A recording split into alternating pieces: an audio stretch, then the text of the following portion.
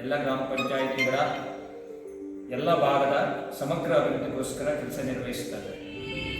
ಈಗ ಬಿಜೆಪಿಯವರು ನಡೆಸ್ತಾ ಇರತಕ್ಕಂತಹ ಈ ಪಾದಯಾತ್ರೆ ಅವರ ರಾಜಕೀಯ ಅಸ್ತಿತ್ವದ ಭಾಗಕ್ಕೆ ಇರ್ತಕ್ಕಂಥ ಹೋರಾಟವೇ ಹೊರತಾಗಿ ಅದು ಜನಸಾಮಾನ್ಯರ ಭಾಗವಾಗಿರ್ತಕ್ಕಂಥ ಹೋರಾಟವಲ್ಲ. ಮತ್ತು ಅದು ಪಾದಯಾತ್ರೆ ಮುಂದಿನ ರಾಜಕೀಯವಾಗಿರ್ತಕ್ಕಂತಹ ಗ್ರಾಮ ಪಂಚಾಯಿತಿ, ತಾಲೂಕು ಪಂಚಾಯಿತಿ, ಜಿಲ್ಲಾ ಪಂಚಾಯಿತಿ ಚುನಾವಣೆಗಳಿಗೆ ಜನರ ಬಳಿ ಹೋಗ್ಲಿಕ್ಕೆ ಆಗದೇ ಇರುವಂತಹ ಸ್ಥಿತಿಯಲ್ಲಿರ್ತಕ್ಕಂಥವರು ಏನಾದರೂ ಮಾಡಿ ಮುಖವಾಣಿಯನ್ನು ಉಳಿಸ್ಕೋಬೇಕಲ್ಲ ಅಂತೇಳಿ ಪ್ರಯತ್ನದ ಭಾಗವಾಗಿ ಈ ಪಾದಯಾತ್ರೆಯನ್ನು ಅವರು ಸಂಘಟನೆ ಮಾಡಿದರೆ ಇದು ಯಾವುದೂ ಕೂಡ ಜನಪರವಾಗಿರ್ತಕ್ಕಂಥದ್ದಲ್ಲ, ಜನಹಿತದ ಭಾಗವಾಗಿರ್ತಕ್ಕಂಥದ್ದಲ್ಲ, ಹೊರತಾಗಿ ಇದೊಂದು ರಾಜಕೀಯದ ಮೇಲಾಟ ಅಂತ ಹೇಳಲಿಕ್ಕೆ ನಾವು ಸ್ಪಷ್ಟವಾಗಿ ತರುವಾಗೆ ಕಾಂಗ್ರೆಸ್ ಪಕ್ಷ ಹೇಳಲಿಕ್ಕೆ ಬಯಸುತ್ತೆ. ಅದನ್ನು ನಾನಿಲ್ಲಿ ಧ್ವನಿಸ್ತಾ ಇದ್ದೇನೆ. ಅದಕ್ಕೆ ನಂಬರ್ 1, ಅವರು ಕೊಡ್ತಾ ಇರ್ತಕ್ಕಂತಹ ಕಾರಣಗಳು ಕೂಡ ಇದರಲ್ಲಿ ಜನಹತ್ತ ಹಿತಕ್ಕಿಂತ ಹೆಚ್ಚಾಗಿ ರಾಜಕೀಯವಾಗಿರ್ತಕ್ಕಂಥ ಉದ್ದೇಶವೇ ಹೆಚ್ಚಾಗಿದ್ದಂತೆ ಕಂಡುಬರುತ್ತೆ. ನಂಬರ್ 1, ಆಸ್ಪತ್ರೆಗಳಿಗೆ ಸಂಬಂಧಪಟ್ಟಂತೆ ಅವರು ತಮ್ಮ ಸಬ್ಜೆಕ್ಟ್ ಅನ್ನು ಮಂಡನೆ ಮಾಡಿದ್ದಾರೆ. ತಮಗೆ ತಿಳಿದಿರೋ ಹಾಗೆ ತುಮರಿ ಹಾಸ್ಪಿಟಲಲ್ಲಿ, ಬ್ಯಾಕ್ವರ್ಡ್ನ ಹಾಸ್ಪಿಟಲಲ್ಲಿ ಹೊರಗುತ್ತಿಗೆಯ ಆಧಾರದಲ್ಲಿ ಈ ಹಿಂದೆ ಮಹಿಳಾ ವೈದ್ಯರನ್ನು ನೇಮಕಾತಿ ಮಾಡಲಾಗಿತ್ತು. ಈಗ 1 ತಿಂಗಳ ಹಿಂದೆ ಅವರು ತಮ್ಮ ಸ್ಥಾನಕ್ಕೆ ರಾಜೀನಾಮೆಯನ್ನು ಕೊಟ್ಟಿದ್ದಾರೆ.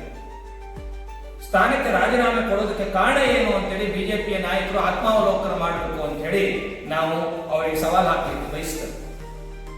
ಅದಕ್ಕೆ ಕಾರಣ ಆಗಿರ್ತಕ್ಕಂಥದ್ದು ಸ್ಥಳೀಯ ಬಿಜೆಪಿಯ ಮುಖಂಡರುಗಳು, ಬಿಜೆಪಿಯ ಪಕ್ಷದ ಗುರುತಿಸಿಕೊಂಡಿರ್ತಕ್ಕಂಥವರು ಆಸ್ಪತ್ರೆಯ ವೈಫಲ್ಯವನ್ನ ಕೇಳುವ ನೆಪದಲ್ಲಿ ಮಹಿಳಾ ವೈದ್ಯಾಧಿಕಾರಿಗಳಿಗೆ ಅವರು ಕೆಲಸ ಮಾಡ್ತಾ ಇರ್ತಕ್ಕಂಥ ಹೊತ್ತಿನಲ್ಲಿ ಅವರ ಟೇಬಲ್ ಅನ್ನು ಗುದ್ದಿ ಒಂದು ರೀತಿಯ ಭಯದ ವಾತಾವರಣವನ್ನು ನಿರ್ಮಿಸಿದ್ರಿಂದ ನೈತಿಕ ಸ್ಥೈರ್ಯವನ್ನ ಕುಸಿತಿರ್ತಕ್ಕಂಥ ಮತ್ತು ಮತ್ತೆ ಮುಂದೇನೂ ಆಗುತ್ತೆ ಅನ್ನೋದಾದ್ರೆ ಫ್ರೆಶ್ ಆಗಿ MBBS ಮುಗಿಸ್ಕೊಂಡ್ ಬಂದಿರ್ತಕ್ಕಂಥವ್ರು ನಮ್ಮ ಊರಿನ ಸುಪುತ್ರಿ, ನಮ್ಮ ಊರಿನ ಮೊಮ್ಮಗಳು ಅವರು ರಾಜೀನಾಮೆಯನ್ನು ಕೊಟ್ಟಿದ್ದಾರೆ. ಇವತ್ತು ಅವ್ರ ಮನೆಯಲ್ಲಿದ್ದಾರೆ. ಉನ್ನತ ವ್ಯಾಸಂಗಕ್ಕೆ ಹೋಗ್ತೇನೆ ಅಂತ ಹೇಳಿದ್ರೆ 1 ವರ್ಷ ಲೇಟ್ ಇದೆ. ಕಾರಣ ಏನು ಅಂತ ಕೇಳಿದ್ರೆ, ಇಲ್ಲ ನಿಮ್ಮ ಊರಲ್ಲಿ ಕೆಲಸ ಮಾಡೋದು ಕಷ್ಟ ಆಗ್ತಿದೆ ಅಂತ ಹೇಳ್ತಾ ಇದ್ದಾರೆ. ಇದಕ್ಕೆ ಕಾರಣ ಯಾರು ಅಂತ ಹೇಳಿದ್ರೆ ಅದು ನಮ್ಮ ಸ್ಥಳೀಯವಾಗಿರ್ತಕ್ಕಂಥ ಬಿಜೆಪಿ ಮುಖಂಡರ ವರ್ತನೆಗಳೇ ಇದಕ್ಕೆ ಕಾರಣ ಅನ್ನೋದನ್ನು ನಾನು ಸ್ಪಷ್ಟವಾಗಿ ಹೇಳಲಿಕ್ಕೆ ಬಯಸ್ತೇನೆ. ಹಾಗಂತ ಕಾಂಗ್ರೆಸ್ ಪಕ್ಷ, ನಮ್ಮ ಸರ್ಕಾರ ಸುಮ್ಮನೆ ಕೂತಿಲ್ಲ, ಅದನ್ನ ಕಾರಣ ಹೇಳ್ಕೊಂಡು ನೆಪ ಹೇಳ್ಕೊಂಡು ಕೂತ್ಕೊಂಡಿಲ್ಲ. ಹೊರತಾಗಿ ಹೊಸದಾಗಿ ರಿಕ್ರೂಟ್ಮೆಂಟ್ಗೆ ಆದೇಶವನ್ನು ಹೊರಡಿಸಲಾಗಿದೆ. ಹೊರಗುತ್ತಿಗೆ ಆಧಾರದಲ್ಲಿ ನೇಮಕಾತಿಗೆ ಈಗಾಗಲೇ DHO ಅವರು ಆರ್ಡರ್ ಹೊರಡಿಸಿದ್ದಾರೆ. ಹೊಸ ನೇಮಕಾತಿ ಪ್ರಕ್ರಿಯೆ ನಡೆಯುತ್ತೆ. ನಾವು ಅದೇ ವೈದ್ಯಾಧಿಕಾರಿನ ಮನವೊಲಿಸುವ ಪ್ರಯತ್ನದಲ್ಲಿದ್ದೇವೆ. ಮರಳಿ ಬನ್ನಿ, ಬಿಜೆಪಿಯರ ಯಾವ ದುಂಡಾವರ್ತನೆಗೂ ನೀವು ಹೆದರಬೇಕಾಗಿಲ್ಲ, ನಾವು ನಿಮ್ಮ ಜೊತೆಗಿದೆ, ಸರ್ಕಾರ ನಿಮ್ಮ ಜೊತೆಗಿದೆ ಅನ್ನುವಂಥ ನೈತಿಕ ಸ್ಥೈರ್ಯವನ್ನು ನಾವು ಕೊಡ್ತಾ ಇದ್ದೇವೆ. ಭಾಗವಾಗಿ ಅವರೂ ಸೇರಿದಂತೆ ಅರ್ಜಿ ಹಾಕ್ತಾರೆ ಮತ್ತು ಸದ್ಯದಲ್ಲಿಯೇ ಪೂರ್ಣಕಾಲೀನವಾಗಿರ್ತಕ್ಕಂಥ ವೈದ್ಯರ ನೇಮಕಾತಿ ನಡೆಯುತ್ತೆ ಅನ್ನೋ ವಿಶ್ವಾಸವನ್ನು ನಾವು ವ್ಯಕ್ತಪಡಿಸ್ತಾ ಇದ್ದೇವೆ ಮತ್ತು ನಡೆಯುತ್ತೆ. ನಂಬರ್ 1, ಒಂದು ನಿಮಿಷ. ಸರಿ ಹೊತ್ತಿನಲ್ಲಿ ಕೆಲವು ಈಗ ಕಳೆದ 20 ವರ್ಷಗಳಿಂದ ನಮ್ಮಲ್ಲಿ ಕೆಲಸ ನಿರ್ವಹಿಸ್ತಾ ಇರ್ತಕ್ಕಂಥ ಆಶಾ ಅನ್ನುವಂತಹ ಎಲ್ಲರಿಗೂ ಗೊತ್ತಿರ್ತಕ್ಕಂಥ ಸಂಸ್ಥೆ ನರ್ಸು ಅವರ ಖಾಸಗಿ ಕಾರಣದಿಂದ ರಾಜೀನಾಮೆ ಕೊಟ್ಟಿದ್ದಾರೆ. ಅದು ವೇಕೆಂಟ್ ಆಗಿದೆ. ವೇಕೆಂಟ್ ಆಗಿರ್ತಕ್ಕಂಥ ಸ್ಥಾನಕ್ಕೆ ಹಾಗೆ ಸುಮ್ಮನೆ ಕೊಟ್ಟಿಲ್ಲ.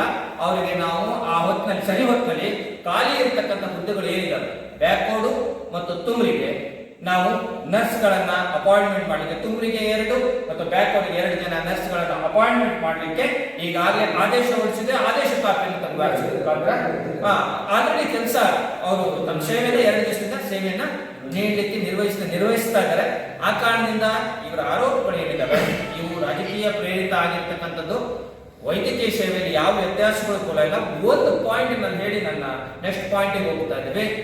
ಮಾನ್ಯ ಹರ್ತಾಳ ಆಲಪ್ಪನವರು ಈ ಹಿಂದೆ ಶಾಸಕರಾದಂತಹ ಸಂದರ್ಭದಲ್ಲಿ ನಮ್ಮದೇ ಹಾಸ್ಪಿಟಲ್ ಅಲ್ಲಿ 108 ಸರ್ವಿಸ್ ಇದೆ, ತಿಂಗಳುಗಟ್ಟಲೆ ಕಳೆದೋಗಿತ್ತು. ನಾವೆಲ್ಲರೂ ಪ್ರತಿಭಟನೆ ಮಾಡಿದ್ವಿ. ಆ ಹೊತ್ತಿನಲ್ಲಿ ಪ್ರತಿಭಟನೆ ಮಾಡಿದ ನಂತರ 108 ಸರ್ವಿಸ್ ಅನ್ನು ನಮ್ಮ ಪ್ರತಿಭಟನೆ ಭಾಗವಾಗಿ ನಾವು ದರ್ಶಿಸಿಕೊಂಡಿದ್ವಿ. ಆ ಹೊತ್ತಿನಲ್ಲಿ 2 ಜನ ನಮ್ಮ ಹೊಳೆಬಾಗಿನ ಕ್ಯಾಂಪ್ ಲೇಬರ್ಗಳು ಆಕ್ಸಿಡೆಂಟ್ ಆಗಿ ಅವರಿಗೆ ಪ್ರಥಮ ಚಿಕಿತ್ಸೆ ಸಿಗದೆ ಅವರು ತೀರೋದು. ಅಂತಹ ಯಾವ ಘಟನೆಗಳು ನಮ್ಮ ಅಧಿಕಾರ ಅವಧಿಯಲ್ಲಿ ನಡೆದಿಲ್ಲ ಮತ್ತು ಅವರಿಗೆ ಕನಿಷ್ಠ ಮಾನವೀಯ ಸ್ಪಂದನೆಯನ್ನು ಹಿಂದಿನ ಸರ್ಕಾರ ನೀಡಲಿಲ್ಲ. ಅವರು ಸಿಗಬೇಕಾಗಿರ್ತಕ್ಕಂತಹ ಕನಿಷ್ಠ ಮಾನವೀಯ ಸ್ಪಂದನೆ ಕೂಡ ಹಿಂದಿನ ಶಾಸಕರು ಮಾಡಲಿಲ್ಲ, ಹಿಂದಿನ ಸರ್ಕಾರವೂ ಮಾಡಲಿಲ್ಲ. ಆದ್ರೆ ನಮ್ಮ ಈ ಅವಧಿಯಲ್ಲಿ ನಾವು ಸುಸಜ್ಜಿತವಾಗಿರ್ತಕ್ಕಂಥ ಆರೋಗ್ಯ ಸೇವೆಯನ್ನು ಕೊಡಲಿಕ್ಕೆ ಸಮರ್ಪಕವಿದ್ದಾವೆ. ಆ ಆಡಳಿತ ಆರೋಗ್ಯ ಸೇವೆಯನ್ನು ನಾವು ಅದನ್ನು ವೈಫಲ್ಯ ಆಗಿರುವಂಥ ವಿಚಾರಗಳನ್ನ ಅವರು ನಿನ್ನೆ ಪತ್ರಿಕಾಗೋಷ್ಠಿಯಲ್ಲಿ ತಿಳಿಸಿದ್ದಾರೆ.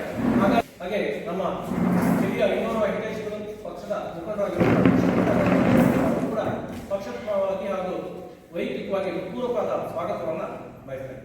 ಹಾಗಾಗಿ 1 by 1 ನಾವು ಅವರು ನಿನ್ನೆ ಪತ್ರಿಕಾಗೋಷ್ಠಿಯ ಮೂಲಕ ಏನು ಆಪಾದನೆಗಳನ್ನು ಮಾಡಿದಾರ ಅದ್ರ ಬಗ್ಗೆ ಮಾಹಿತಿಯನ್ನು ನಾವು ಈ ಸಂದರ್ಭದಲ್ಲಿ ಕೊಡ್ತಾ ಇದ್ದೇವೆ. ಮುಖ್ಯವಾಗಿ ಆಸ್ಪತ್ರೆಗೆ ವೈದ್ಯರ ವಿಚಾರವಾಗಿ ಅವರು ಚರ್ಚೆಯನ್ನು ಇಟ್ಟಿದ್ದಾರೆ. ಅದ್ರ ಬಗ್ಗೆ ನಮ್ಮ GT ಸತ್ಯನಾರಾಯಣ ಅವರು ಸ್ಪಷ್ಟನೆಯನ್ನು ಈ ಸಂದರ್ಭದಲ್ಲಿ ತಮ್ಮ ಮೂಲಕ ನೀಡ್ತಾರೆ. ನಮಸ್ಕಾರ. ಮುಖ್ಯ ಸಂಗತಿಗಳನ್ನು ನಮ್ಮ ಜೊತೆ ಶೇರ್ ಮಾಡಲಿಕ್ಕೆ ಬಯಸ್ತೇನೆ. ಮೊದಲನೇದಾಗಿ ಕರೂರು ಹೋಬಳಿಯಲ್ಲಿ ಈ ಹಿಂದಿನ ವಿಧಾನಸಭಾ ಚುನಾವಣೆಯಲ್ಲಿ ನಮ್ಮ ನಾಯಕರಾಗಿರ್ತಕ್ಕಂಥ ಗೋಪಾಲಕೃಷ್ಣ ಬೇಳೂರು ಅವರನ್ನು ಮತ್ತು ಕಾಂಗ್ರೆಸ್ ಪಕ್ಷವನ್ನು ಕರೂರು ಹೋಬಳಿಯ ಶೇಕಡದಲ್ಲಿ ಲೀಡನ್ನು ಅಂಬಾರಗುಡ್ಡದ ಭಾಗದಲ್ಲಿರ್ತಕ್ಕಂತಹ 4 ಗ್ರಾಮಗಳು ಏನಿದ್ದಾವೆ ಅವುಗಳನ್ನ ಈ ಹಿಂದಿನ ಅವಧಿಯಲ್ಲಿ ಸೂಕ್ಷ್ಮ ವಲಯ ಅಂತ ಘೋಷಣೆ ಮಾಡಲಾಗಿದೆ. ಅಲ್ಲಿ ಸುಮಾರು 200ಕ್ಕೂ ಹೆಚ್ಚು ಕುಟುಂಬಗಳು ವಾಸ ಮಾಡ್ತಾರೆ. ಅದನ್ನ ಡಿನೋಟಿಫಿಕೇಶನ್ ಮಾಡುವಂತ ಕೆಲಸ ಕೇಂದ್ರ ಸರ್ಕಾರನೂ ಆಗಬೇಕು. ಆ ಹಿನ್ನೆಲೆಯಲ್ಲಿ ನಾವು ಆಗ್ರಹಿಸ್ತೀವಿ. ಬಿಜೆಪಿಯವರು ನಾಳೆ ಪ್ರತಿಭಟನೆಯಲ್ಲಿ ಏನಾದ್ರು ಪ್ರತಿಭಟನೆ ಮಾಡೋದಾದ್ರೆ ಅದು BY ರಾಘವೇಂದ್ರ ವಿರುದ್ಧ ಪ್ರತಿಭಟನೆ ಮಾಡಬೇಕು ಅಂತ ಅವ್ರು ನಾವು ಸಲಹೆ ಕೊಡ್ತೀವಿ. ಸರ್